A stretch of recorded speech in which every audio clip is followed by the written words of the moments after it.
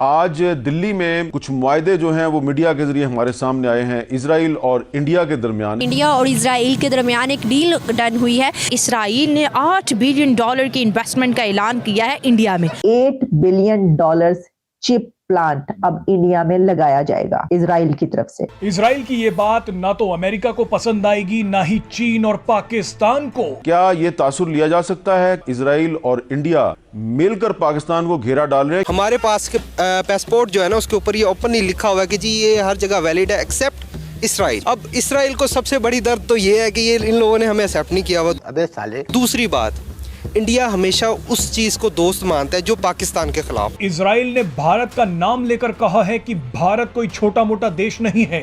Israel ने कहा है कि भारत एक विश्व शक्ति बनने वाला है। ये वो चीज है जो इंडिया में जा रही है, जो कि पूरी दुनिया में एक इंतहाई यूनिक किस्म की इन्वेस्टमेंट है। सही है। तो अब तो वो उस स्टेज पे पहुंच गए हैं कि जहाँ पे इसराइल जैसा मुल्क उनके यहाँ एक यूनिक इन्वेस्टमेंट कर रहा है। वो भी कह रहे हैं ना, हब बनेगा, सेमीकंडक्टर हब बनेगा। भारत में इजराइल के राजदूत नाओर जिलोन ने कहा है कि भारत एक क्षेत्रीय शक्ति से विश्व शक्ति बनने की राह पर तेजी से बढ़ रहा है। नाओर जिलोन ने यह भी कहा कि इजराइल के विदेश मंत्री जल्द ही भारत की यात्रा पर आने वाले हैं और इजराइल के प्रधानमंत्री बेंजामिन नेतन्याहू के दौरे की भी योजना बनाई जा रही है। सर, हम देखते हैं इन्वेस्टमेंट आती है, वो लोन नहीं लेते किसी से। हाँ, लोन नहीं। और यहाँ पे तो हम IMF और अदर कंट्री से हम लोन पे हम चाली एक्चुअली लोन पे रहेंगे। And I don't think so कि आप इस तरह से क्यों, मतलब कि ये टॉपिक आपने पकड़ा हुआ। हालांकि पाकिस्तान में बहुत सारे ऐसे हॉट टॉपिक्स चल रहे हैं जिनको आप डिस्कस कर सकती हैं। पाकिस्तान में जितने तो हॉट टॉपिक है हमने उनको डिस्कस किया है। और इंडिया को लेके आप बैठी हुई हो, वो ये ऐसे कर रहा है, वो ऐसे कर रहा है। उसमें आप कंपैरिजन इसलिए नहीं कर सकते कि हम जितनी गाड़ियाँ 3 साल में बनाते हैं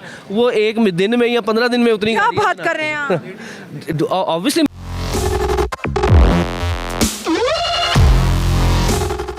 जय हिंद दोस्तों, जागो इंडिया में आपका स्वागत है। दोस्तों, इजराइल की तरफ से एक बहुत बड़ी न्यूज़ आ रही है कि इजराइल की कंपनी टॉवर ने भारत में सेमीकंडक्टर के प्लांट लगाने के लिए भारत को $8 बिलियन की इन्वेस्टमेंट का ऑफ़र दिया है, जिससे सुनने के बाद हमारे दोनों पड़ोसी देशों की नींदें हराम ना हो, ऐसा तो हो नहीं सकता। चाइना को तो झटका लगना लाजमी है क्योंकि अभी चिप मैन्युफैक्चरिंग में वो सबसे आगे है, लेकिन पाकिस्तान को ये दुख हो रहा है कि अगर सेमीकंडक्टर्स भारत में बनने शुरू हो जाएंगे तो पाकिस्तान भारत पे डिपेंडेंट हो जाएगा, क्योंकि आजकल हर भी किसी इलेक्ट्रॉनिक डिवाइस में आपको सेमीकंडक्टर की ज़रूरत होती है।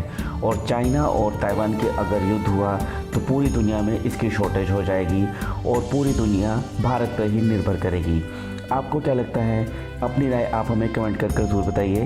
तो चलिए दोस्तों, देखते हैं पाकिस्तानी मीडिया का रिएक्शन। तो शुरू करते हैं आज का वीडियो। जय हिंद, जय भारत। इजराइल देखें, छोटा सा मुल्क है और आपको पता है कि हर तरह की जो टेक्नोलॉजी है वो वहाँ से निकलती है और आज वो रुख इंडिया की तरफ कर रहे हैं। सर, ये खबर आपको कैसे लग रही है? हमने अमेरिका का वहाँ पर आना देखा, हमने जो है कनाडा की जानिब से वहाँ पर इन्वेस्टमेंट, टेस्ला जैसे ब्रांड्स वहाँ पर आए, एप्पल जैसे स्टोर्स वहाँ पर ओपन हुए और आज इसराइल और कुछ अल्फाज उनके ऐसे थे जो ब्रेकिंग न्यूज़ बने, we believe in India, we trust in India and we want to invest in India.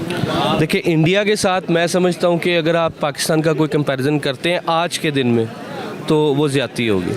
हमारा और इंडिया का किसी भी तरह का कोई कंपैरिजन इस वजह से नहीं होता। ये बात कहते हो, देखिए दुख करना वो मेरा बीइंग अ पाकिस्तानी एक मेरा पर्सनल इशू है, बट जब हम ऑब्जेक्टिवली बात करते हैं तो फिर हम दुख को ज़रा साइड पर रख देते हैं थोड़ी देर के लिए। इसराइल, पहले हमने टेस्ला देखा, एप्पल देखा, आज इसराइल कहता है कि हम $8 बिलियन सेमीकंडक्टर इंडस्ट्री के अंदर, इंडिया के अंदर इन्वेस्ट कर रहे हैं। इसराइल, इंडिया और अमेरिका आपस में जुड़ के एक बॉन्ड बनाने जा रहे हैं, जो कि वो कहते हैं कि हमारी थर्ड टर्म इंडिया की जो होगी वो दुनिया की टॉप 3 इकोनॉमीज़ में से होगी।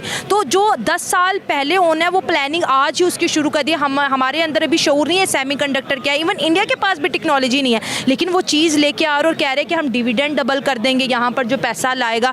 तो वो जो है दुनिया को एक कॉन्फिडेंस दे रहे हैं, जिसकी वजह से हमें ये चीज़ एक बड़ी नहीं लगती है कि इसराइल भी जा रहा है। देखिए, हम मोदी की गवर्नमेंट जब भी इंडिया में आई है, जब से आई है, ग़ालिबन अब ये तीसरा टर्न्योर उनका शायद आने वाला है, एक्सपेक्टेड तो यही है। हम मोदी साहब को बहुत सारी गालियाँ निकालते हैं, लेकिन अगर आप इंडिया में देखें तो उन्होंने जो इंडिया के साथ किया है, जो उन्होंने स्ट्रक्चर को रीवैम्प किया है, पॉलिसी तो पीछे वो मनमोहन सिंह की थी, लेकिन उन्होंने उसको कैरी ऑन किया और इसने अच्छे तरीके से कैरी ऑन किया कि आज इंडिया के अंदर इसराइल जैसा मुल्क सेमीकंडक्टर में बकौल आपके इन्वेस्टमेंट कर रहा है। और सेमीकंडक्टर का मुझे इतना नॉलेज नहीं, मुझे इतना अंदाज़ा है कि आज से पहले सिर्फ शायद साउथ कोरिया था जो कि सेमीकंडक्टर्स बनाता है। ताइवान, सॉरी सर, ये सेमीकंडक्टर चिप हमारे एटीएम कार्ड में होती है, हमारे सिम में होती है, लैपटॉप के अंदर होती है। मैं वही बता रहा हूँ कि ये वो चिप्स हैं जो कि सिर्फ शायद 1 या 2 मुल्क थे जो बनाते थे, शायद ताइवान या साउथ कोरिया, उन दोनों में से शायद कोई। चाइना ने भी बनाने की कोशिश की, वो नहीं बना सका। एप्पल आज तक अपनी semiconductor chip, if I am not wrong, वो नहीं बनाता, वो भी ताइवान से लेता है, ठीक है।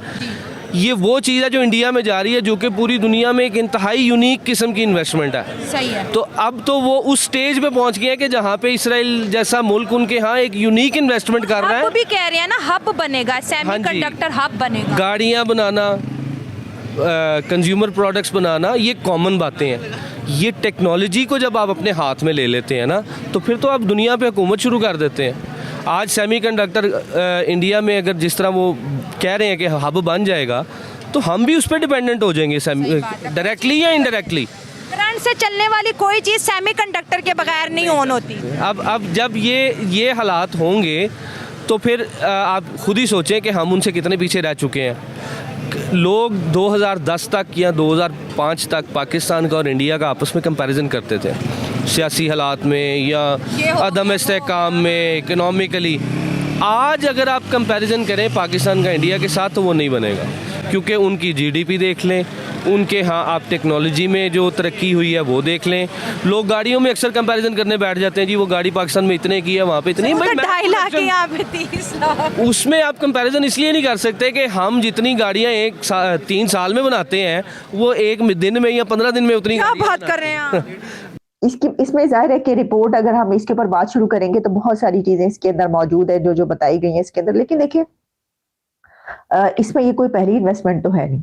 मतलब इंडिया में तो आए रोज इन्वेस्टमेंट हो रही है ना, और होती रहती है, कोई ऐसी बात नहीं है। लेकिन $8 बिलियन का अब इजराइल की तरफ से ये इन्वेस्टमेंट आना और मैन्युफैक्चरिंग हब बनाना, चिप प्लांट्स वहां पर लगाना, इस सिलसिले में इंडिया इससे पहले और भी जो काम कर चुका है, उस सिलसिले में इंडिया ने अपनी तरफ से भी जो है वो $10 बिलियन इंसेंटिव्स जो है टू द इंडस्ट्री, और यही चिप मेकिंग प्लांट जो है इसके लिए वो पहले ही मुख्तस कर चुके हैं, जिसमें, और उसकी वजह ये है कि वो ये चाहते हैं कि इसमें ज्यादा से ज्यादा काम किया जाए। और क्योंकि जो चाइना है वो चिप मेकिंग एक हब कहा जाता है कि जी दुनिया भर का जो है वो इस तरह के प्लांट्स वहां पर मौजूद हैं और चिप मैन्युफैक्चरिंग जो है वो वहां पर होती है, और दुनिया भर को जब भी जरूरत हो उनको, तो वो किस तरफ देखते हैं, वो चाइना की तरफ देखती है दुनिया।